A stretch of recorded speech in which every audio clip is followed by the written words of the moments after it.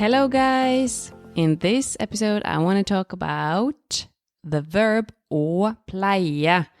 And å pleie can have different meanings, but in this case it is the verb that you always need to place a verb after. So it's å pleie and then the verb å pleie å spise, å pleie å snakke, for instance. And I hear people use this wrong a lot. Even Norwegians I've heard use it wrong because we have been influenced from English. So it's very easy to translate å pleie or to used to, which in English is only used in the past. For instance, in my case, I used to live in France. It follows the same grammatical pattern, so it's very easy to think it's the same. In Norwegian, you can also use it for the present. So in my case, that would be I used to live in Norway, which doesn't make much sense in English. I really recommend you to not translate it to used to, but replace it with the adverb usually, because then you actually have the true meaning. Because listen to this. If I say, I usually lived in France, that sounds horrible, right?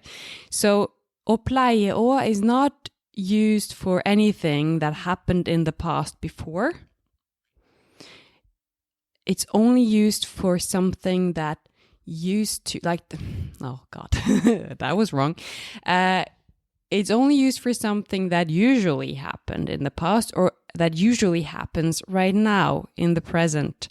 Something that is a habit. So it has to be something that can repeat itself and not something that was stable, like living somewhere. It's like a state, like something that is, something that is always the same. It's not, you're not moving back and forth, for instance. So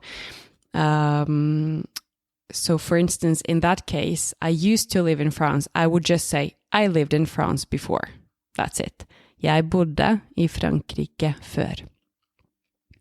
But, for instance, if I want to say, I used to wake up at 7, right? That was a habit, repeated itself. Then you can use å pleie å. Jeg pleide å stå opp klokka 7.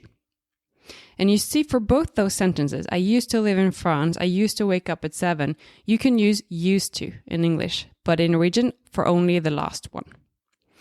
And to check if you use it right, you can replace used to by usually. I usually woke up at 7. Sounds good.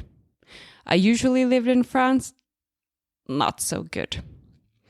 Also, if you're translated with usually, you can also use it in the present. So it's much easier. Jeg pleier, present tense, jeg pleier å stå opp klokka 7. I usually get up at 7. So if it was something that usually happened in the past, use past tense, pleide, or har pleid. I have usually been doing something.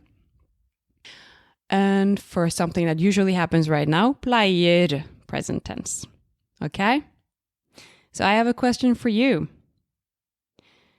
Pleier du å snakke norsk? Pleier du å snakke norsk på jobb, for eksempel? Do you usually speak Norwegian? Do you usually speak Norwegian at work, for instance?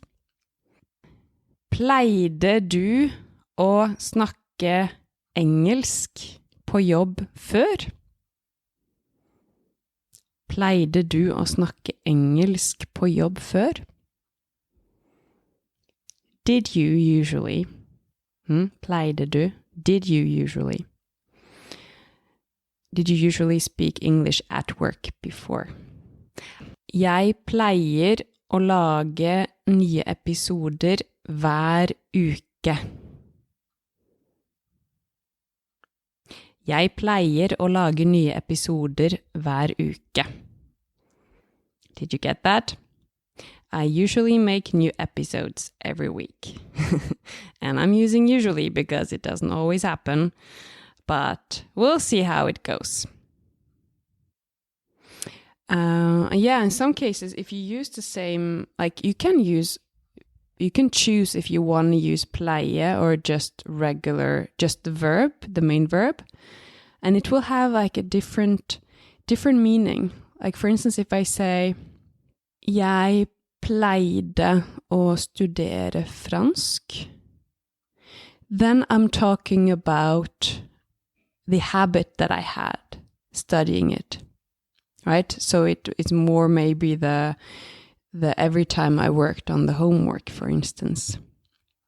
So that's something that repeats itself. Whereas if I say, jeg studerte fransk før, then there's no focus on it being a habit. Could be a habit, but can also be just the state that I'm in. If you're a student, then you're all the time a student. It doesn't change. There's no repetition to that. So in some cases, you can use it and you can choose not to use it. When you use å pleie, then you really have the focus on something that repeated itself. Not necessarily all the time, but most of the time. I hope that makes sense. Why don't you try to make your own sentences with å pleie and leave them in the comment field, and I will let you know how it went. Until then, I will see you in the next episode. Or actually, I will probably not see you, but you know what I mean. Vi høres. Ha en fin dag.